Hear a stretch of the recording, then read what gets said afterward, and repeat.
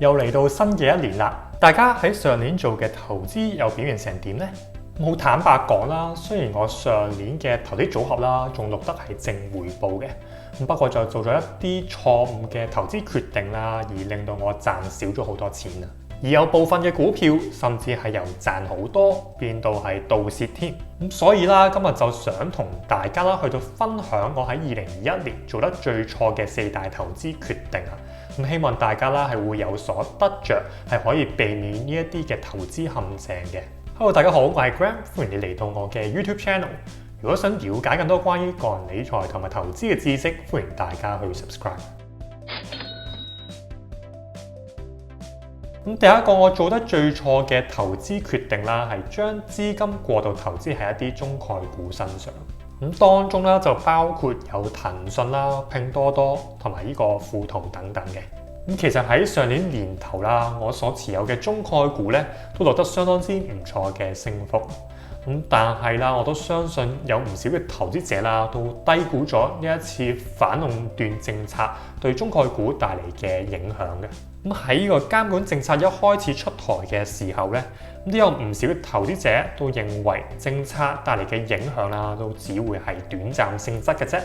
而且監管嘅程度啦唔會係咁嚴嘅。只要係俾一段時間俾市場消化咗之後咧，對於股價方面嘅影響啦，長遠嚟講係唔會太大嘅。點知啦，過去一年咧監管政策咧係越來越多，而且監管嘅業務嘅範疇啦都越來越廣闊嘅，由科技、教育以至係房地產同埋醫藥行業啦，都有不斷推出新嘅政策。都令到唔少嘅投資者啦，對於投資喺中概股咧，已經係有一定嘅戒心噶啦。所以經歷咗呢一次咁慘痛嘅經歷之後啦，我相信同普遍嘅投資者一樣啊，都會係更加小心係投資喺呢啲嘅中概股嘅。雖然到目前嚟講，中概股啦，的確已經係跌到好殘噶啦。不過始終中央政策嘅影響力啦，實在係太大啊，而且係好難去到捉摸啊。每日啦，投資者都要係提心吊膽啊。所以就算股價係平都好咧，我暫時嚟講啦，都唔會去再買入中概股噶啦。延續翻第一點啦，第二點嚟講咧，我最大嘅投資錯誤啦，係冇定一啲嘅止賺或者止蝕位啊。往往我大部分買親嘅股票啦，都係以一個長線嘅投資策略去到持有嘅。所以就算短期內啦係出現咗一啲負面嘅消息都好，令到股價大跌，我都唔會係貿然沽出我所持有嘅股票嘅。不過今年嘅中概股啦，就令我深深體會到 set 止賺同埋止蝕嘅重要性啊！去到鎖定翻賺到嘅盈利，或者係控制翻相對下跌嘅風險啊！其中個今年最慘烈嘅經典例子啦，就係呢個富途啊！睇翻過去一年嘅圖表啦，就可以見到由上年年頭開始啦，其實我就用咗一個月供嘅方式去到定期買入呢一隻股票嘅。而我嘅平均價啦，大約係100蚊左右啊。我個人嚟講啦，一路都睇好富途嘅業務增長嘅。而過去上半年嚟講啦，其實科技股嘅監管咧，都未對富途嘅股價啦，以至係業務有造成太大嘅影響啊。不過啦，直到大約8月份啦，中央終於咧係對互聯網證券商咧係出手啊。都令富途啦係有一個急跌嘅情況嘅，而我自己啦又冇做一啲止賺或者止蝕嘅動作，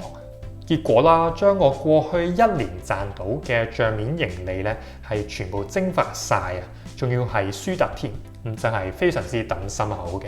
呢一個咁慘痛嘅經歷啦，其實就教訓咗我都要喺適當嘅時候啦去 take profit 或者係做一個止蝕嘅動作啊。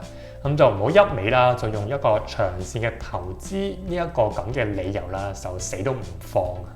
做長線投資都要定期分析公司嘅業績，亦都要留意唔同政策對公司帶嚟嘅影響啊！而如果政策啦或者公司公布嘅業績對於公司長期嘅業務啦係有重大嘅影響嘅話咧，都要果斷啲啦，係到減持相關嘅股份嘅。好，講到第三點啦。咁如果你喺過去呢幾年啊，都仲係只係集中投資喺港股嘅話，我相信啊，你已經係錯失咗好多潛在嘅升幅同埋投資嘅機會嘅。咁喺我啱啱大學畢業，咁啊啱啱開始投資喺個股票市場嘅時候啦，咁就因為種種嘅理由，例如係時差等等嘅問題啦，當時啦都只係集中投資喺個港股嘅市場嘅啫。不過好慶幸嘅係啦，大約喺2至3年之前咧，咁就見到呢個港股同埋美股嘅差別之後，我就已經逐步啦係將資金係轉換至美股身上。而到今時今日，我嘅投資組合啦，就有超過70%咧，都係投資喺呢個美股嘅市場嘅。咁雖然依家啦，我喺美股嘅比重啦已經係唔少啊。咁不過如果可以從頭嚟過嘅話咧，咁我相信啦，我都會係將更加多嘅資金係投資喺呢個美股嘅市場，而係進一步減少喺港股嘅比重嘅。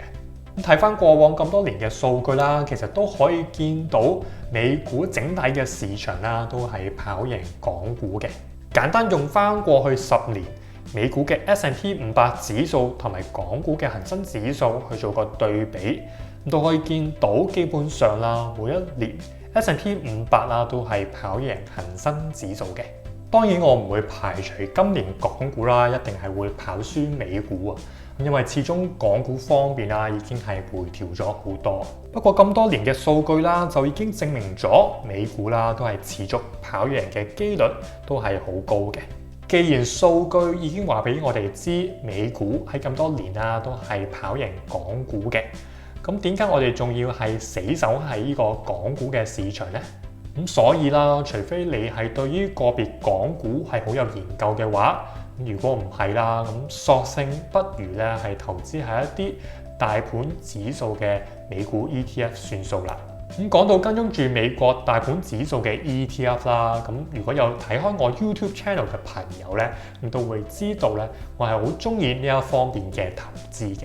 相對買個別股票嚟講啦，咁買大盤指數嘅 ETF 對於普遍投資者咧係會輕鬆好多。買單一股票啦，都經常咧係要花好長嘅時間去做分析公司嘅業績，